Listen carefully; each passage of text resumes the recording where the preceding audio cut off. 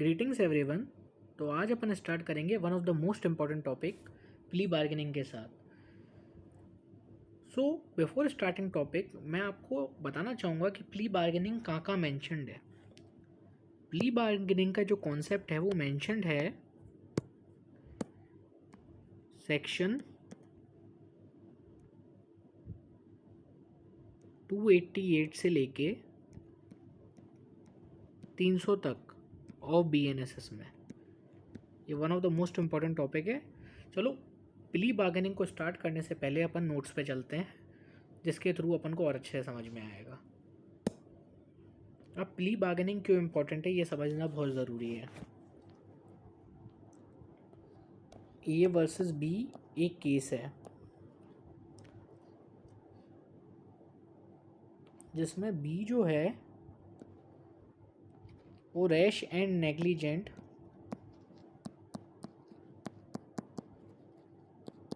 Driving कर रहा है। मतलब ये B की कार है। आई नो मुझे कार अच्छी बनाना नहीं आती but I am trying my best. तो ये B की कार है और इसने A के ऊपर थोड़ी सी इंजरी कॉज कर दी है, वो भी रैश एंड नेग्लिजेंट एक्ट की वजह से। अब हुआ क्या, ये लोग गए कोर्ट में तो बी को ये समझ में आ गया यार गलती तो मैंने कर दी है, और उसके एडवोकेट ने भी उसे एडवाइस किया कि आप एक काम करो, प्ली बार्गेनिंग का एक कॉन्सेप्ट है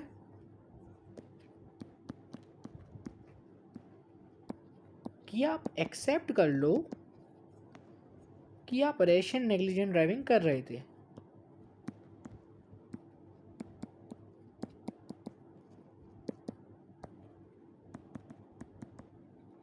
बट आप अब कोऑपरेट करेंगे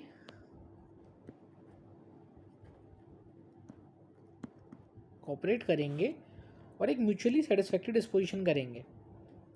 तो इसमें बेसिकली होता क्या है, प्ली बार्गेनिंग एक ऐसा कॉन्सेप्ट है जिसमें जल्दी ही स्पीडी रेमेडी का एक प्रोसीजर है प्ली बार्गेनिंग। मतलब इसमें क्या होता है, जो बी है जो कि रैश एंड नेग्लिजेंट ड्राइविंग कर रहा था वो एक्सेप्ट कर लेता है कि हाँ वो रैश एंड नेग्लिजेंट ड्राइविंग कर रहा था, एंड वो कंपेंसेशन पे करेगा टू ए। और ये क्यों इम्पोर्टेंट है, इससे पहले तो स्पीडी रेमेडी मिल जाती है, कोर्ट का टाइम ज़्यादा वेस्ट नहीं होता, पेंडिंग केसेस कम होते हैं। तो ये प्ली बार्गेनिंग का कॉन्सेप्ट है जिसमें जो पर्सन है जो कि अक्यूज्ड है वो प्रोसिक्यूशन के साथ, अक्यूज जो है वो प्रोसिक्यूशन के साथ बार्गेन में एंटर करता है कि मैं एक्सेप्ट करता हूँ कि मैंने ये ऑफेंस कमिट किया है, बट आप मुझे फ्री करा दीजिए, मतलब लेस सेंटेंस दिलवा दीजिए, मतलब पनिशमेंट मेरे की लेस हो जाए, उसके बदले में मैं आपको कंपनसेशन पे कर दूंगा। तो ये दोनों के लिए विन विन सिचुएशन हो जाती है, win win situation for both A and B. अब ए को उसका कंपनसेशन मिल जाता है, बी फ्री हो जाता है अपनी लाइबिलिटी से, और एक कोर्ट के लिए भी विन विन सिचुएशन होती है। इसमें पेंडिंग केसेस जो होते हैं वो कम होते हैं, वे जल्दी डिस्पोज ऑफ हो जाते हैं। तो इसलिए प्ली बार्गेनिंग का कॉन्सेप्ट इंपॉर्टेंट है। चलो अब अपन थोड़ा रीड करते हैं जिससे और अच्छे से अपन को समझ में आएगा। ये what is plea bargaining? Plea bargaining is a legal agreement between the accused, the person facing the charges। Legal plea bargaining एक टाइप का लीगल एग्रीमेंट है किसके बीच में एक्यूज के बीच में और प्रोसिक्यूशन के बीच में। अक्यूज पर्सन कौन है? जिसके ऊपर चार्जेस लगे हैं, मतलब जिसने ऑफेंस कमिट किया है, and the prosecution. In this agreement the accused agrees to plead guilty to a lesser offence और to a fewer charges in exchange for a reduced sentence, dropping of certain charges, a speedier trial और immediate sentencing। मतलब ये plea bargaining क्यों होती है? जिससे सामने वाली पार्टी की रिड्यूस सेंटेंस हो जाए, सेंटेंस कम हो जाए, या फिर जो चार्ज उस पर लगा है उसको ड्रॉप कर दिया जाए, या तो स्पीडियर ट्रायल हो जाए। तो इसलिए प्ली बार्गेनिंग होता है। प्ली बार्गेनिंग जैसा जो कॉन्सेप्ट था वो हमेशा से इंडिया में नहीं था। ये इंट्रोड्यूस किया गया था 2006 में through criminal law amendment CRPC में अंडर चैप्टर 21A में 21A में ये डाला गया था प्ली बार्गेनिंग का कॉन्सेप्ट 2006 में। अब क्या लाने का रीज़न क्या था? Speedy remedy. स्पीडी रेमेडी ऐसे तो आपको भी पता है जो क्रिमिनल केसेस होते हैं वो सालों साल चलते रहते हैं, और अगर थोड़ा सा भी बेनिफिट ऑफ डाउट मिल जाए तो सामने वाली पार्टी को फ्री कर दिया जाता है। तो इससे थोड़ा रेमेडी जल्दी मिल रही थी दोनों पार्टीज़ को, टाइम भी वेस्ट कम हो रहा था कोर्ट का। तो ये कॉन्सेप्ट को इंट्रोड्यूस किया गया CRPC में। बट अब आपको तो पता है CRPC की जगह क्या आ गया है? BNSS आ गया है। तो अब ये BNSS में है। टाइप्स ऑफ प्ली बार्गेनिंग, तो 3 टाइप्स की प्ली बार्गेनिंग होती है। चार्ज बार्गेनिंग, इसमें the accused pleads guilty to a less serious charge. मतलब अगर चार्ज ग्रीवियस हर्ट का लगा है तो उसे हर्ट में कन्वर्ट कर देना, ये होती है चार्ज बार्गेनिंग की। मतलब आपको सीरियस चार्ज लगा था, उसके लिए आपने लेस सीरियस चार्ज लग करवा लिया अपने ऊपर। दूसरी होती है sentence bargaining, the accused pleads guilty in exchange for lighter sentence. मतलब अक्यूज इसमें गिल्टी प्लीड कर देता है, अगर मान लो उसको पहले मिल रही थी 5 साल की सज़ा, उसे उसने कन्वर्ट करा ली 3 ईयर्स में, तो इसे बोलेंगे सेंटेंस बार्गेनिंग। तीसरी होती है फैक्ट बार्गेनिंग, जो कि इंडिया में फॉलो नहीं होती। Bargaining about the facts not permitted in India. When is plea bargaining allowed in India? Plea bargaining कब अलाउड होती है इंडिया में? Only when the maximum punishment is less than 7 years. मतलब अगर 7 साल से ऊपर का कोई ऑफेंस है जिसमें पनिशमेंट दी गई है, तो उसमें तो आप प्ली बार्गेनिंग को प्लीड कर ही नहीं सकते, और ये अलाउड नहीं है सीरियस क्राइम में like murder, rape, terrorism. Victims consent is required. मतलब प्ली बार्गेनिंग करने से पहले आपको विक्टिम की भी कंसेंट लेनी पड़ेगी कि विक्टिम एग्री करती भी है प्ली बार्गेनिंग करने के लिए या नहीं करती है, या तो उसे पूरा प्रॉपर ट्रायल चाहिए। In cases where compensation is involve, the application must be made voluntarily by the accuse. अब ये भी चेक करना ज़रूरी है कि जो अक्यूज एप्लीकेशन दे रहा है वॉलेंटरी है या नहीं है, या किसी के दबाव में आ गया, तो ये भी चेक करना बहुत ज़रूरी है। तो इसमें अपन एक एग्जांपल लेते हैं। Suppose someone is charge with 50,000 rupees fraud with a possible 2-year sentence. If the accused agrees to plead guilty and the prosecution accepts, the court may reduce the punishment to just 10,000 fine and 3 months in jail instead of going through full trial and 2 years imprisonment। तो ये भी एक plea bargaining है। अगर वो admit कर लेता है कि मैं गिल्टी प्लीड कर रहा हूँ सर, इन की मेरी पनिशमेंट रिड्यूस कर दी जाए, उसके बेसिस पे तो प्ली बार्गेनिंग फाइल की जा सकती है। तो अपन को क्रक्स अभी तक समझ में आ गया कि प्ली बार्गेनिंग क्यों इंपॉर्टेंट है, कि स्पीडी रेमेडी इससे दोनों पार्टीज़ को मिलती है, विन विन सिचुएशन क्रिएट होती है दोनों पार्टीज़ के लिए, प्रोसिक्यूशन के लिए भी और एक्यूज्ड के लिए भी। अब प्रोसिक्यूशन को ज़्यादा मेहनत नहीं करनी पड़ती, वरना पहले प्रोसिक्यूशन आएगा, केस को इस्टेब्लिश करेगा, फिर एग्जामिनेशन होगा, उस एग्जामिनेशन के बाद फिर एक्यूज़ का एग्जामिनेशन होगा, ट्रायल बहुत लेंदी हो जाएगा, और रियल जो कंट्रोवर्सी है वो बहुत टाइम तक नहीं सॉर्ट आउट हो पाएगी। तो इस वजह से स्पीडी रेमेडी का कॉन्सेप्ट लाया गया प्ली बार्गेनिंग के थ्रू, जिसमें जो अक्यूज्ड है वो वॉलंटरी जाके प्ली बार्गेनिंग के लिए प्लीड करता है। किस लिए? जिससे उसकी सेंटेंस रिड्यूस हो जाए, या उस पर चार्ज अगर कोई सीरियस नेचर का लगा है तो थोड़ा लेस सीरियस नेचर का हो जाए, इसलिए प्ली बार्गेनिंग का यूज़ होता है। तो अपन को अब बेसिक आइडिया पता चल चुका है कि प्ली बार्गेनिंग का यूज़ क्या है। तो चलो अब अपन BNSS के सेक्शंस पे आते हैं, जो कि अपने कॉन्सेप्ट को क्रिस्टल क्लियर कर देगा। चलिए आते हैं। भारतीय नागरिक सुरक्षा संहिता। जब तक आप बेयरेक्ट नहीं पढ़ोगे ना प्रोविज़न के साथ साथ, तब तक आपके कभी कॉन्सेप्ट क्लियर होंगे ही नहीं। ये कॉन्सेप्ट सिर्फ बेयर एक्ट क्लियर कर सकती है और कुछ भी नहीं। तो BNSS में ये जो प्ली बार्गेनिंग का जो कॉन्सेप्ट है वो दे रखा है अपन को चैप्टर 24 में। चैप्टर 24 में दे रखा है।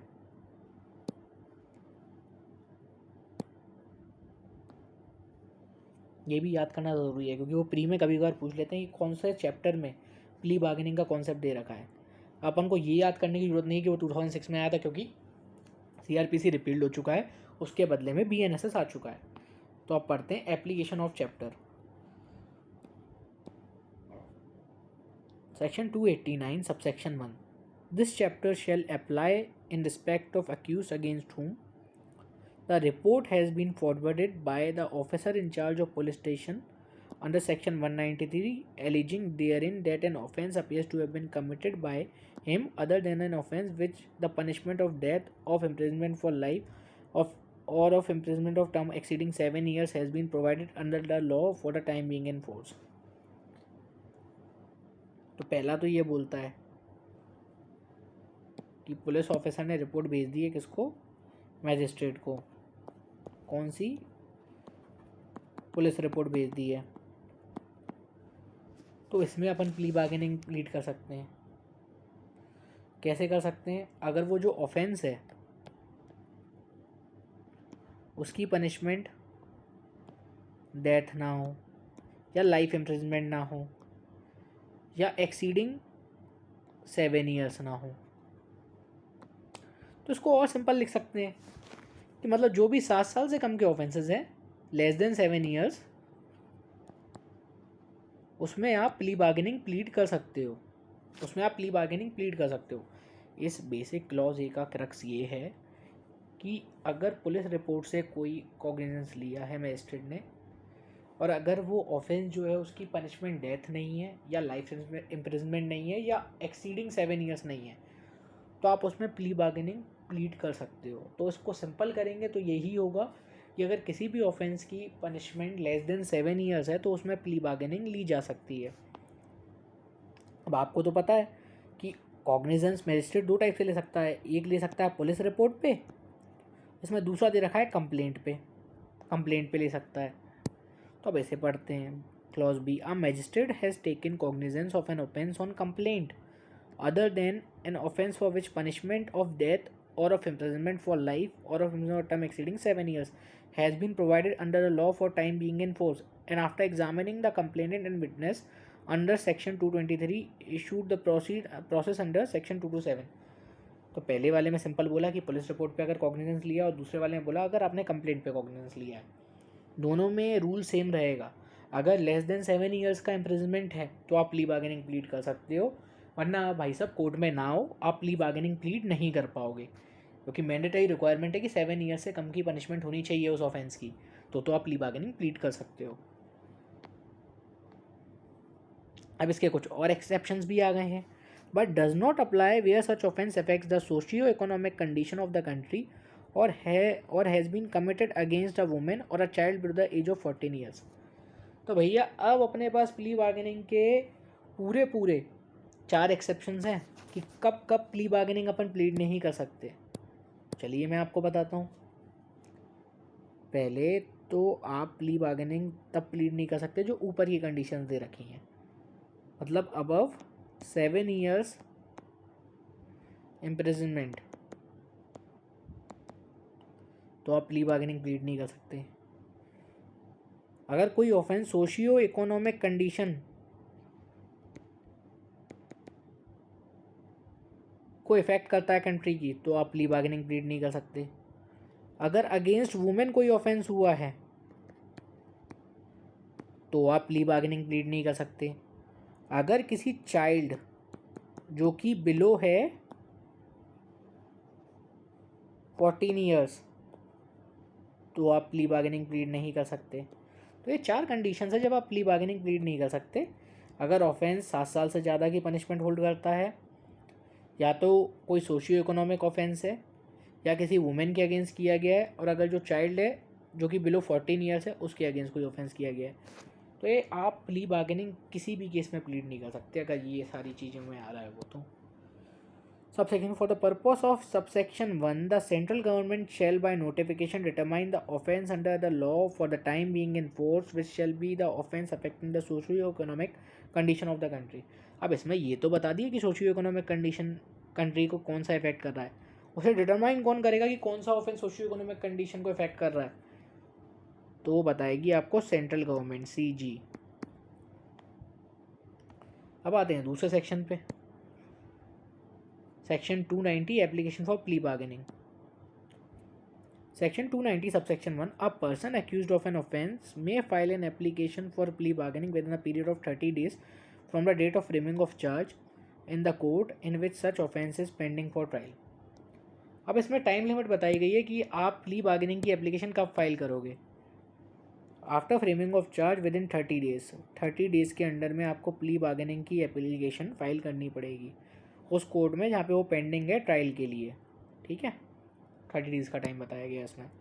Subsection 2, the application under subsection 1 shall contain a brief description of the case relating to which the application filed including the offence to which the case relates shall be accompanied by an affidavit shown by the accused stating therein that he has voluntarily preferred, after understanding the nature and extent of the punishment provided under the law for the offence, the plea bargaining in his case, and that he has not previously been convicted by a court in similar case. तो इसमें कुछ important points दे रखे हैं कि पहले तो brief description होगा case का, ब्रीफ डिस्क्रिप्शन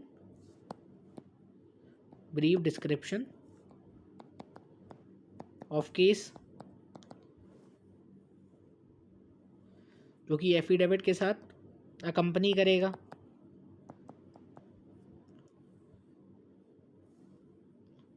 और ये वॉलंटरी है, ये भी उसमें मेंशन करेगा वो, और ये भी बताएगा कि वो प्रीवियसली कभी कन्विक्ट नहीं हुआ सेम ऑफेंस के लिए, तभी प्ली बार्गेनिंग की एप्लीकेशन फाइल होगी, तो उसे ये सब मेंशन करना पड़ेगा। तो सिंपल बोलता है एप्लीकेशन अंडर सबसेक्शन 1 कंटेन करेगी डिस्क्रिप्शन ऑफ द केस जिसकी उसने एप्लीकेशन फाइल करी है, जो कि कंपनी होगा एक एफिडेविट के साथ, ये प्रेफर करते हो कि उसने वो वॉलंटरी करा है, और understanding the nature and extent of punishment provide by the law, और प्रीवियसली कन्विक्ट नहीं हुआ है by a court in a similar case.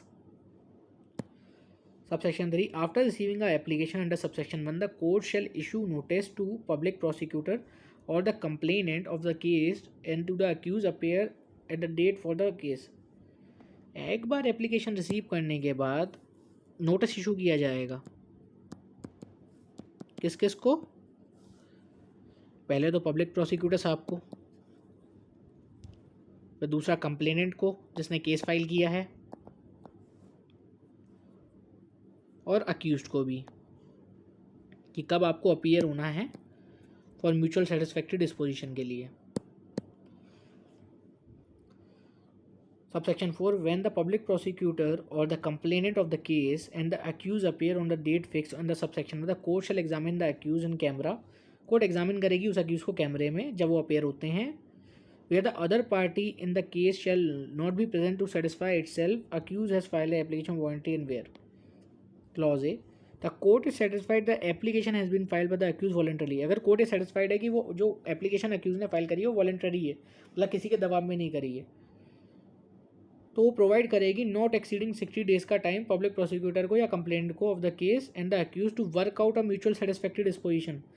Mutual satisfactory disposition basically ये होता है जिसमें एक रूम में अक्यूज भी होता है, पब्लिक प्रोसिक्यूटर भी होता है, विक्टिम भी होता है, ये लोग डिसाइड करते हैं बार्गेनिंग को कि कौन से कंपनसेशन में आप रेडी होगे, तो उसके बाद ही अगर म्यूचुअली सेटिस्फैक्शन डिस्पोजिशन सही रहता है तो प्ली बार्गेनिंग दे दी जाती है अक्यूज को।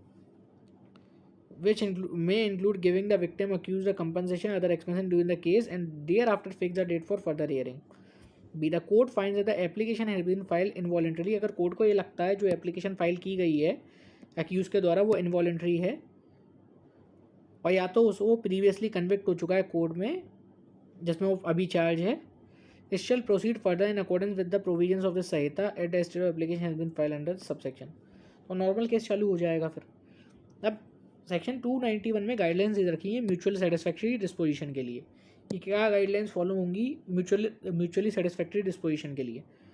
In working out a mutually satisfactory disposition under clause A of subsection 4 of section 290 the court shall follow the following procedure namely. Clause A अगर केस इंस्टीट्यूट होता है पुलिस रिपोर्ट पे तो court shall issue notice to public prosecutor police officer who has investigated the case the accused the victim of the case participate in the meeting work out mutually satisfactory disposition.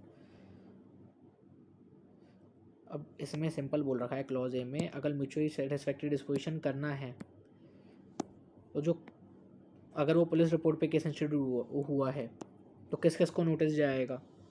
पहले तो जाएगा PP को public prosecutor को, फिर जाएगा उस officer को जिसने इन्वेस्टिगेशन में पार्ट लिया है पुलिस ऑफिसर को, फिर अक्यूज को जाएगा और विक्टिम को जाएगा कि आइए और म्यूचुअली सेटिस्फैक्ट्री डिस्पोजिशन करिए. प्रोवाइजो ये बोलता है throughout such process of working out satisfactory disposition of the case it shall be a duty of the court to ensure the entire process completely voluntarily by the parties participating in the meeting. ये court ensure करेगा कि जो mutually satisfactory disposition आया है वो voluntarily आया है. Provide further that the accused if he so desires participate in the such meeting with this pleader if any engage in the case. अगर अक्यूज ये चाहता है तो पार्टिसिपेट कर सकता है प्लीडर के साथ जो कि इंगेज है उस केस में. B case into otherwise police report मतलब कंप्लेंट केस तो court shall issue a notice to accused victim to participate in meeting to work out mutually satisfactory disposition. Provided that it shall be a duty of the court to ensure throughout such process working out mutually satisfactory disposition and that completed by voluntary by the parties participating in the meeting.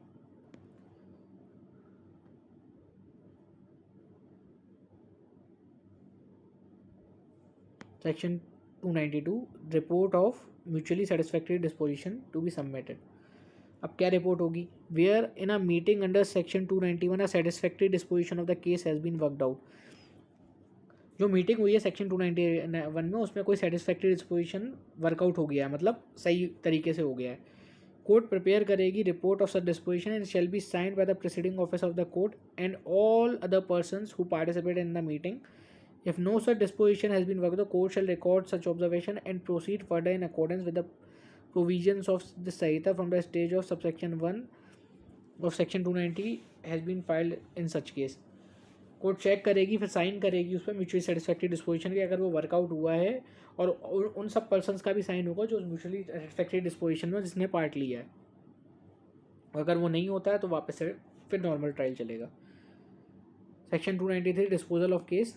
Where a satisfactory disposition of the case has been worked out under section 292, the court shall dispose of the case in the following manner namely. अगर mutually satisfactory disposition जो हुआ है वो satisfy हो गया है तो court dispose कैसे करेगी केस को इस मैनर में. The court shall award the compensation to the victim.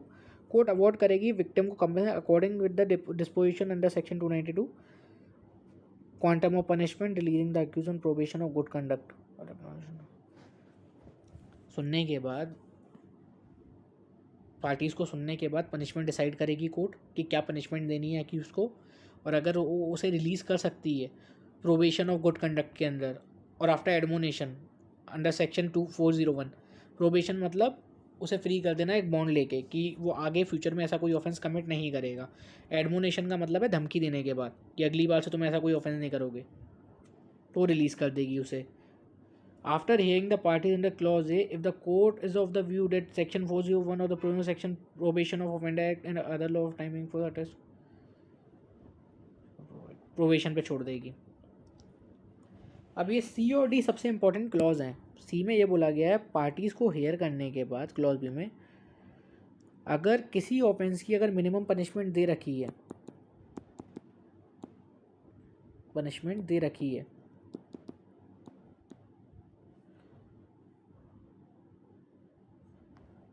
तो उस अक्यूज़ को हाफ पनिशमेंट दे दी जाएगी उस मिनिमम पनिशमेंट की किसी ऑफेंस की. और अगर अक्यूज़ जो है वो फर्स्ट टाइम ऑफेंडर है तो उसने पहली बार कोई ऑफेंस कमिट किया है तो उस मिनिमम की 1/4 दे दी जाएगी. अगर वो फर्स्ट टाइम ऑफेंडर है तो मिनिमम की 1/4 दे दी जाएगी. इसे रीड भी कर लेते हैं. After hearing the parties under clause B the court finds that minimum punishment has been provided under the law for the offence committed by the accused. कोई मिनिमम पनिशमेंट दे रखी है उस ऑफेंस की जो कि अक्यूज ने कमिट किया है. तो उसको सेंटेंस दे दी जाएगी अक्यूज को half of such minimum punishment and where the accused is the first time offender and has not been convicted of any offense in the past, it may sentence the accused to 1/4 of such minimum punishment. अब कुछ offences में punishment दी जाती है जैसे 5 to 7 years, मतलब minimum punishment इसकी 5 है और 7 साल तक दी जा सकती है। तो अगर वो ऑफेंस करता है इसके अंदर, मतलब प्ली बार्गेनिंग करता है, तो उसको 1/2 पनिशमेंट दी जाएगी 5 साल की। अगर वो फर्स्ट टाइम ऑफेंडर है तो उसे 1/4 दी जाएगी। अब ऐसे बहुत सारे ऑफेंसेस होते हैं जिनकी पनिशमेंट वैसी नहीं होती, क्या बोलते हैं, मिनिमम नहीं दी जाती, उसमें ऐसे दिया जाता है अप टू 7 ईयर्स, मतलब इसमें सीधे मैक्सिमम पनिशमेंट दे रखी है। तो वो क्लॉज डी बताता है in case after hearing the parties under clause B the court finds that the offence committed by the accused is not covered under clause B और clause C, then the sentence of the accuse to 1/4 of the punishment provided the extendable as the case may for the such offense where the accused is the first time offender has not been convicted of any offense in the past, it may sentence the accused of 1/6 of the punishment provided extendable as the case may be. अब simply ये बोलता है कि अगर किसी offence की minimum punishment नहीं दे रखी है, उसमें सीधे ऐसी ही पनिशमेंट दे रखी है अप टू 7 ईयर्स, तो उसे क्या दी जाएगी, 1/4 दी जाएगी 7 ईयर्स की। और अगर वो फर्स्ट टाइम ऑफेंडर है तो उसे 1/6 दी जाएगी 7 ईयर्स की। तो ये सिंपली बोलता है clause D. Judgment of court section 294 the court shall deliver its judgment in the terms of section 293 in the open court and same shall be signed by the presiding officer of the court. जो court है वो judgement देगा उन terms पे जो section 293 में दे रखे हैं और ओपन कोर्ट में देगा, और साइन किया जाएगा उस प्रिसाइडिंग ऑफिसर के थ्रू जिसने कोर्ट को हेल्ड कर रखा है, मतलब जज के थ्रू साइन किया जाएगा। Section 290 finality of judgment the judgment delivered by the court under this section shall be final and no appeal. इसमें कोई भी अपील नहीं की जा सकती प्ली बार्गेनिंग के केस में, except the special leave petition under 136 and the writ petition under article 226 and 227 of the constitution the court against justice. मतलब जनरली तो इसमें यह बोला गया है कि अगर आप प्ली बार्गेनिंग का केस अगर उसमें जजमेंट पास हो गया तो कोई भी अपील लाई नहीं करेगी। उसके 2 एक्सेप्शन दे रखे हैं, अगर स्पेशल लीव पिटीशन फाइल कर रखी है आर्टिकल 136 में, रिट पिटीशन फाइल कर रखी है आर्टिकल 226 और 227 कॉन्स्टिट्यूशन में। Section 296 power of court in plea bargaining a court shall have for the purpose of deciding the function under this chapter all the powers vested in the respect of bail trial of offences and other matter relating to disposal of the case in such court under this संहिता। वो सारी powers होंगी plea bargaining के case में भी। अब 297 important है period of detention undergone by the accused to be set off against the sentence of imprisonment. The provision of section 469 shall apply for setting of the period of detention undergone by the accused against the sentence imposed under this chapter in the same manner as they apply in respect of under the provision of this संहिता। अब मान लो जब trial चल रहा था उसी दौरान, मतलब trial तो उसमें होता नहीं, म्यूचुअल सेटिस्फैक्ट्री डिस्पोजिशन होता है, उसी दौरान अगर वो थोड़ा भी टाइम जेल में रहा है तो उसे अब जो पनिशमेंट मिलेगी उससे सेट ऑफ कर दी जाएगी। मतलब वो जेल में रहा था 2 मंथ्स, उसे पनिशमेंट मिली है 6 मंथ्स की, तो अब उसे सिर्फ 4 मंथ्स रहना पड़ेगा जेल में, सेट ऑफ हो जाएगा।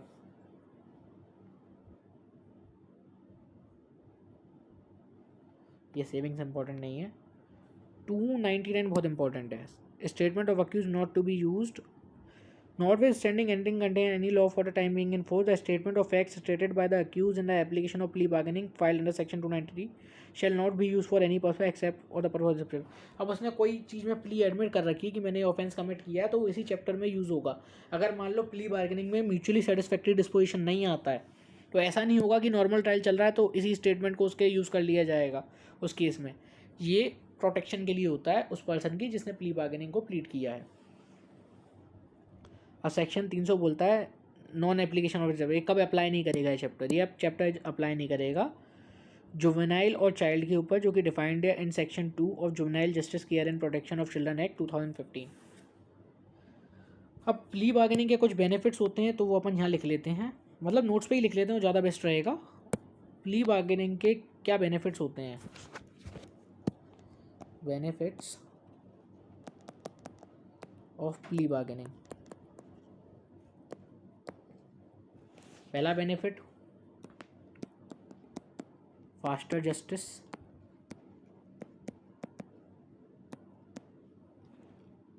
Less burden on courts,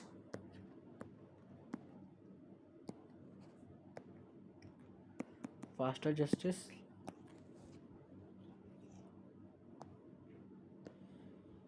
less burden on courts,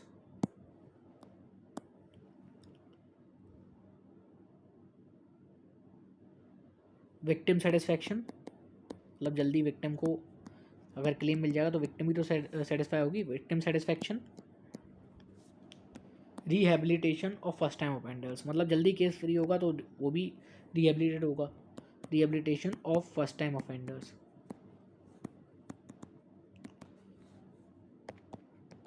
तो ये कुछ बेनिफिट्स हैं प्ली बार्गेनिंग के। So that's all for today.